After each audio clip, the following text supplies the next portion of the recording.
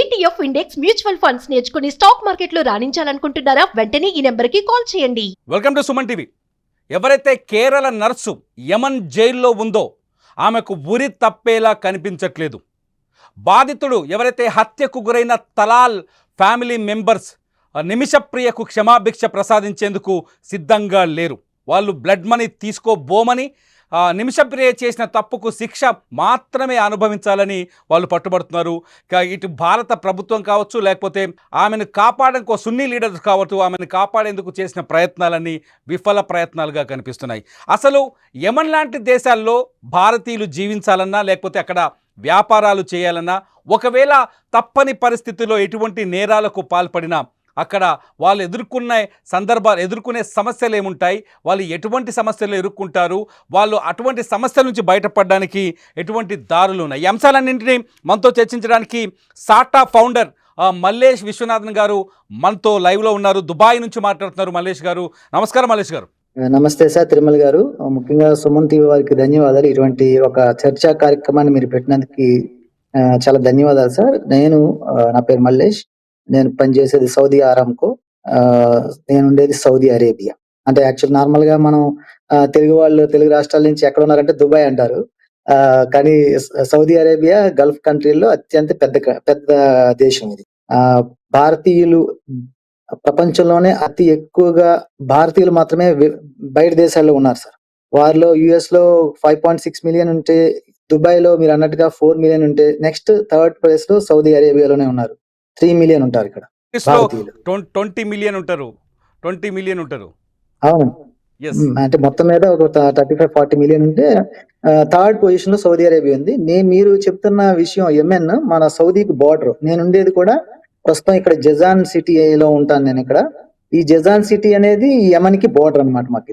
Sir, మీరు Yemen border అంటున్నారు, Yemen పక్కనే ఉన్నారు. ఇప్పుడు మన భారత మహిళ, నిజం చెప్పాలంటే భారత మాత బిడ్డ అని చెప్పాలి. ఇటువంటి సిచ్యువేషన్, నిమిషప్రియని కాపాడే దారులు ఏమైనా ఉన్నాయా? యెమెన్లో చట్టాలు ఎలా ఉంటాయి? శిక్షలు పడితే అమలు చేయాల్సిందేనా? అంటే యెమెన్ అనే కాదు, ఈ మొత్తం గల్ఫ్ కంట్రీలు అన్ని కూడా మన షరియా చట్టాల ప్రకారం నడుచుకుంటూ ఉంటాయి. అది మన భారతీయ చట్టాలకి డిఫరెంట్ గా ఉంటాయి కాస్త. వాళ్ళు కొంచెం strict punishment, capital punishments strict గా అమలు చేస్తారు వాళ్ళు.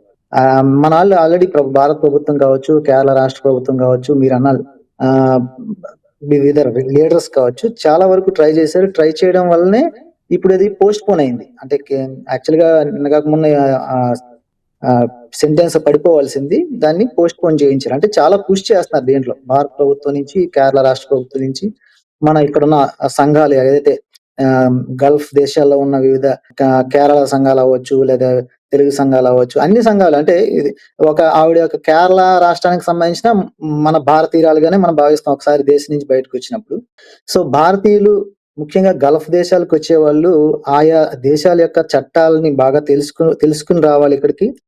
ఏదైనా అవసరం వచ్చినప్పుడు వాళ్ళకి ఎవరెవరు దగ్గరలో ఉన్నారు. సార్, ముస్లిం కంట్రీస్ లో షరియా చట్టాలు ఎక్కువ శాతం అమల్లో ఉంటాయి. ఎక్కువ ముస్లిం కంట్రీస్ లో అంటే ఒకే విధమైన చట్టాలు ఉంటాయి. యెమెన్ లో కూడా షరియా చట్టం పూర్తి స్థాయిలో అమల్లో ఉంది. షరియా చట్టం ప్రకారం ఒకవేళ హత్య చేస్తే, హత్యకు గురైన కుటుంబం ఒకవేళ ఈ బ్లడ్ మనీ తీసుకొని క్షమించగలిగే విధానం కూడా ఉంది. ఎందుకు ఇక్కడ యెమెన్లో నిమిషప్రియ విషయంలో ఎందుకు ఈ విషయంలో వాళ్ళు క్షమాపణ ఇవ్వలేకపోతున్నారు? అంటే ఒక్కొక్క ఫ్యామిలీ ఒక రకంగా ఉంటది. వీళ్ళు ఏంటంటే వాళ్ళ ఇంట్లో మెంబర్ చనిపోయాడు కాబట్టి వాళ్ళు కొంచెం స్ట్రిక్ట్ గా ఉన్నట్టున్నారు. నార్మల్ గా ఇంత ఇలా ఉండరు. అంటే మనం ఈ చర్చల ద్వారా, కొంచెం బ్లడ్ మనీ ద్వారా యాక్సెప్ట్ చేస్తారు. ఇక్కడ యాక్సెప్ట్ చేయకపోవడానికి మరి అంతగా ఏం జరిగింది అనేది మనకు యాక్చువల్ రూట్ కాజ్ కూడా తెలియదు. బట్ మన వాళ్ళు ఇంకా ట్రై చేస్తున్నారు. ఇంకా అది ఛాన్సెస్ ఉన్నాయి, ఛాన్సెస్ లేకుండా అయితే లేవు. ఎంతవరకు పుష్ చేస్తారనేది మనం వెళ్ళి చూడొచ్చు దాన్ని. మల్లేష్ గారు, ఒక ఆర్టికల్ ప్రకారం ఎప్పుడైతే హౌతీలు యెమెన్ని స్వాధీనం చేసుకునే ప్రయత్నం చేస్తున్నారో, హుతీస్ ఎప్పుడైతే యెమెన్ని స్వాధీనం చేసుకునే ప్రయత్నం చేస్తున్నారో, హుతీస్ వచ్చిన తర్వాత, వాళ్ళ రూలింగ్ వచ్చిన తర్వాత ఈ ఉరి శిక్షలు, ఈ మరణ శిక్షలు చాలా తగ్గిపోయాయి. గడిచిన 2015 నుంచి ఇప్పటి వరకు వాళ్ళు కేవలం ఒక్క మరణ శిక్ష కూడా విధించిన దాఖలాలు లేవు అని చెప్తున్నారు. ఈ నేపథ్యంలోనే ఈ నిమిషప్రియ మరణ శిక్ష వాయిదా పడిందని చెప్తున్నారు. నిజమేనా ఇది? అంటే హూతీలనే కాదు, మొత్తం middle east, across the middle east, Gulf countries అన్నింటిలోనూ కూడా ఈ క్యాపిటల్ పనిష్మెంట్స్ మీద చాలా వరకు చేంజ్ వచ్చిందండి. అంటే ఇదివరకు ఫర్ ఎగ్జాంపుల్ సౌదీ అరేబియాలో, నేనుండేది సౌదీ అరేబియా. నేను వచ్చిన 10 ఇయర్స్ అయింది నేను వచ్చి. వచ్చిన కొత్తల్లో ఉన్నంత స్ట్రిక్ట్ అంటే ఆ భయం ఇప్పుడు తగ్గింది. చాలా వరకు తగ్గింది. అంటే లాస్ అన్నీ కూడా లిబరలైజ్ అవుతున్నాయి. అంటే అక్రాస్ ద వరల్డ్, ప్రపంచవ్యాప్తంగా ఎలా చట్టాలు ఏ రకంగా అయితే ఉన్నాయో ఆ రకంగా వీళ్ళు కొద్ది కొద్దిగా మారుతున్నారు. అంటే ఆ షరియా చట్టాలు అలాగే ఉన్నప్పటికీ ఇంప్లిమెంటేషన్ లో చాలా వరకు లిబరలైజేషన్ వచ్చింది. అన్ని చోట్ల ఉంది అది. ఒక అందులో భాగం అనుకోవచ్చా? యెమెన్‌లోనే ఇప్పుడు కాదు, ఇక్కడ డెసిషన్ లో కూడా అందులో భాగం కావచ్చా? ఇది వాయిదా వేయడానికి అది కూడా ఒక కారణం కావచ్చా? కారణం కావచ్చండి. ఎందుకంటే ఇది మొత్తం ఒకసారి వితిన్ ద కంట్రీ ఉన్నప్పుడు ఒకలాగా ఉంటది. ఇప్పుడు ఇంటర్నేషనల్ బయటికెళ్ళేటప్పటికి, మీడియాకొచ్చేటప్పటికి ఇది ఒక ఇంటర్నేషనల్ న్యూస్ అయిపోయింది ఇప్పుడు. ఏదన్నా దాని మీద డెసిషన్ పాజిటివ్‌గా ఎళ్తే ఆ కంట్రీ మీద కూడా ఒక పాజిటివ్‌నెస్ డెవలప్ అయ్యిద్ది అనే విధంగా కూడా వాళ్ళు ఆలోచించొచ్చు. ఎవరికి తెలియకపోతే జస్ట్ లైక్ దట్ ఆళ్ళు తీసుకోవచ్చు. ఈ పాటికే అమలు చేసేవారు. కానీ ఇంత పుష్ మన భారతదేశం రెప్యుటేషన్ కూడా లాస్ట్ 10, 15 నెలల్లో బాగా పెరిగింది. సో, మన భారత ప్రభుత్వ చర్చలు కూడా చాలా వరకు సఫలవంతం అయినాయి అనుకోవాలండి మనం. ఎందుకంటే యాక్చువల్‌గా ఒకసారి వాళ్ళు డెసిషన్ తీసుకుంటే దాన్ని ఆపరు. కానీ ఆపారంటే సంథింగ్ గుడ్. అంటే మంచి ఇంకా ఇంకా మనం మంచి రిజల్ట్‌ని ఎక్స్‌పెక్ట్ చేయొచ్చు. హోప్ సాధారణంగా ఫర్ ద బెస్ట్ అండి. మనం విదేశాల నుంచి వచ్చిన వాళ్ళు కావచ్చు, మన భారతీయులు కావచ్చు, లేకపోతే వేరే దేశం నుంచి వచ్చిన వాళ్ళు కావచ్చు, అటువంటి వాళ్ళ పట్ల ఈ యెమెన్ లాంటి కంట్రీస్‌లో ట్రీట్మెంట్ ఎలా ఉంటది లోకల్స్ నుంచి? అంటే ఎవరైనా గాని మనం అంతా శ్రామికులం. బయట నుంచి వచ్చామంటే ఇక్కడ ఎక్స్‌పాట్స్ అందరికి కూడా ఒకే రకం లోకల్స్, నాన్ లోకల్స్ అది ఎక్కడికెళ్ళినా ఉంటది కదా సార్. ఇక్కడ కూడా అంతే. ఎంత మనం క్లోజ్‌గా మనం ఉన్నప్పటికీ మన లిమిట్స్ మనకుండాలి. మన ఆ లాస్ అండ్ రెగ్యులేషన్స్ చూసుకొని మనం ఫాలో అవ్వాలి. ఆ కంట్రీకుండే ఏవైతే లాస్ ఉన్నాయో అవి ఫాలో అవ్వాల్సిందే మనం. సో, దాంట్లో ఏమి డిస్కౌంట్ ఏమి ఉండదు మనకి.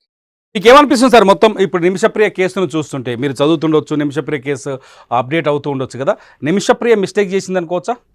నిమిషప్రియ మిస్టేక్ కన్నా కూడా మన భారత ప్రభుత్వాల్లోనే లోపాలుగా మనం చెప్పుకోవాలి సార్. ఎందుకంటే ఇప్పుడు ఎవరైతే దేశం నుంచి బయటకొస్తున్నారో వాళ్ళకి సంబంధించి ఏ దేశానికెళ్ళినా గాని అక్కడ మనకి ఎంబసీ ఉండొచ్చు, లేకపోతే కాన్సులేట్ ఉండొచ్చు. ఏదో ఒక ఆఫీస్ అయితే ఉంటది. ఇప్పుడు ఈ అమ్మాయి ఇంత ఇబ్బంది పడుతున్నప్పుడు యెమెన్‌లో అక్కడ మన భారత ప్రభుత్వానికి సంబంధించిన ఏదైనా ఆఫీస్‌కి ఎందుకు చేరలేకపోయింది?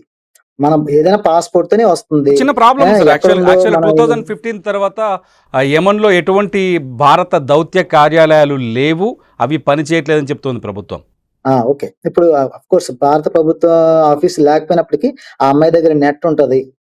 ఎక్కడో చోట దొరుకుద్ది. ఒక చిన్న మెసేజ్, చిన్న వాట్సాప్ మెసేజో, లేతే చిన్న ఫేస్‌బుక్ మెసేజో, లేతే ఇంటికి కాల్ చేసి చెప్పుంటది కదా సార్. ఇంట్లో వాళ్ళకి కనెక్షన్స్ కూడా లేకుండా ఉంటాయని నేను అనుకోను. అంటే ఏదో ఒక రకంగా పోనీ ఒక 6 మంత్స్, ఎందుకంటే నేను కూడా ఇలాంటి కేసులు ఇక్కడ కూడా చూస్తా ఉంటామండి. అంటే లాంగ్వేజ్ బ్యారియర్‌తో కొద్దిగా ఇబ్బందులు ఉంటాయి గానీ, ఒక కాస్త టైంలో ఎవరో ఒకళ్ళు దొరుకుతారు మనకి. యెమెన్ అనేది ఇండియన్స్ ఉంటారు అక్కడ కూడా. లేతే ఎవరో ఒకళ్ళు ఎక్స్‌పర్ట్స్ ఉంటారు. ఎవరో ఒకళ్ళ ద్వారా ఇన్ఫర్మేషన్ అయితే ప్రభుత్వానికి చేరతది. పలానా వాళ్ళు పలానా దేశంలో ఇబ్బంది ఉంది అని తెలుస్తది. ఇప్పుడు ఇతర కంట్రీలు ఏం చేస్తాయంటే చాలా అలర్ట్ అవుతాయి. వెంటనే ఫాస్ట్‌గా, క్విక్‌గా రెస్పాన్స్ అవుతూ ఉంటాయి.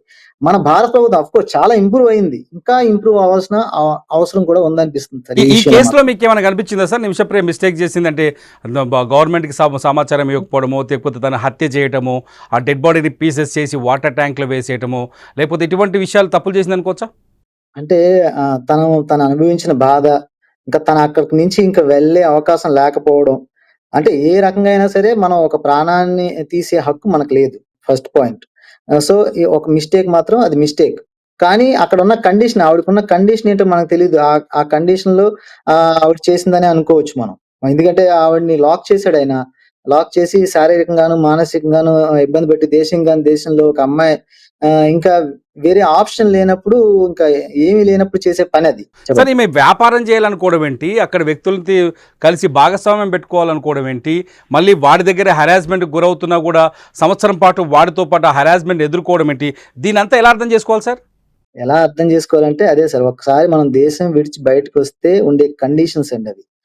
మన దేశంలో ఉన్నప్పుడు మనకుండే ఫ్రీడము, మనకుండే ఇన్ఫర్మేషన్ వేరేగా ఉంటది. ఒకసారి దేశం నుంచి బయటకొచ్చినప్పుడు మనం లాక్ అయిపోయి ఉంటామండి. ఇంక మనకు వేరే అవకాశం ఏమి ఉండదు. అక్కడ లోకల్‌లో వాళ్ళ చెప్పు చేతల్లోనే మనం ముందుకెళ్లాల్సొస్తది. ఆఫ్‌కోర్స్ తను ఏదో వ్యాపారం చేసి, ఎవరైనా అందరూ బయటకొచ్చేది వృత్తి కోసం, వ్యాపారం కోసం, ఉద్యోగం కోసమే వస్తారు. ఆవిడ కూడా అలాగే వచ్చింది.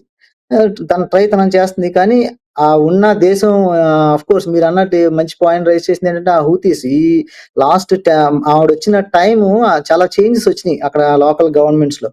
ఆ టైంలో లా అండ్ ఆర్డర్ లో కూడా ఇబ్బందులు రావడం వల్ల దీని కొంచెం ఇంకా ఎక్కువ ఇబ్బందులు ఫేస్ చేసి ఉండొచ్చు సార్. చూద్దాం సార్, అంటే నిమిషప్రియ బ్రతికే అవకాశం ఉందా సార్ అక్కడ యమన్ చట్టాల ప్రకారం? కానీ ఇప్పటికైతే వాళ్ళకి క్షమాభిక్ష ప్రసాదించే అవకాశం కనిపించట్లేదు. ప్రస్తుతానికైతే ఉరిశిక్ష వాయిదా వేశారు. ఏ డేట్ ప్రకటిస్తారో తెలియదు. ఈ సిచ్యువేషన్స్ చూస్తుంటే మొత్తం భారత్ అయితే టెన్షన్లో ఉంది. మీకు కూడా భారతీయులుగా ఈ టెన్షన్ కనిపిస్తూ ఉండొచ్చు. ఆమెను బచాయించే ఛాన్సెస్ ఏమైనా కనిపిస్తున్నాయా ఫైనల్గా? అంటే బచాయించే ఛాన్స్ ఒకటే సార్. వాళ్ళ ఫ్యామిలీ ఆ బ్లడ్ మనీ అన్నారు కదా, అదొక్కటే ఉంటది. ఆ లా ఆ షరియా లా ప్రకారం వాళ్ళ ఫ్యామిలీ మెంబర్స్ ని యాక్సెప్ట్ చేయించడం అనేది ముఖ్యం అండి. ఇప్పుడు పోస్ట్ పోన్ ఏంటంటే ఆ యమన్ ప్రభుత్వం కూడా దీని మీద కొంచెం ఫోకస్ చేసినట్టుగా ఉంది. ప్రభుత్వం కూడా దీని మీద కాస్త దృష్టి సారించి ఇటువంటి పనిష్మెంట్స్ ప్రపంచవ్యాప్తంగా చాలా వరకు తగ్గినాయి. మనం కొంచెం నవీన యుగానికి ముందుకెళ్తున్నాము. పాత చట్టాలను కొంచెం పక్కన పెట్టి అందరితో కలిపి ముందుకెళ్దామని యమన్ కూడా ముందుకొచ్చే అవకాశం ఉందని అనిపిస్తుంది సార్ ఇది పోస్ట్ పోన్ చేయడం వల్ల. We are all praying for her and our support with her sir. అందరూ కూడా ప్రార్థిస్తున్నాము, తను బయటికి రావాలని కోరుకుంటున్నాము. ఎందుకంటే కానీ అది ఎవరు కూడా కావాలని ఆ పని చేస్తా అనుకో. ఎందుకంటే దేశంలో ఉంది. ఆ అమ్మాయికి కూడా ఆవిడ పరిస్థితి తెలుసు. బట్ ఎంతవరకు బాగా ఇబ్బంది పడి ఇంకా వేరే ఆప్షన్ లేనప్పుడు తీసుకునే ఆప్షన్ లాగే ఉంది. కాబట్టి మేము తను బయటకు రావాలని మనస్ఫూర్తిగా కోరుకుంటున్నాం సార్. థ్యాంక్ యూ మల్లేష్ గారు, మల్లేష్ విశ్వనాథన్ గారు, మీ అభిప్రాయాన్ని మాతో పంచుకున్నందుకు. At the same time Nimishapriya బ్రతకాలని ఒక ఇతర దేశాల్లో ఉన్న మీరు కూడా కోరుకోవడం, నిమిషప్రియకు ఉరి తప్పాలని కోరుకోవడం చాలా సంతోషాన్ని కలిగిస్తుంది.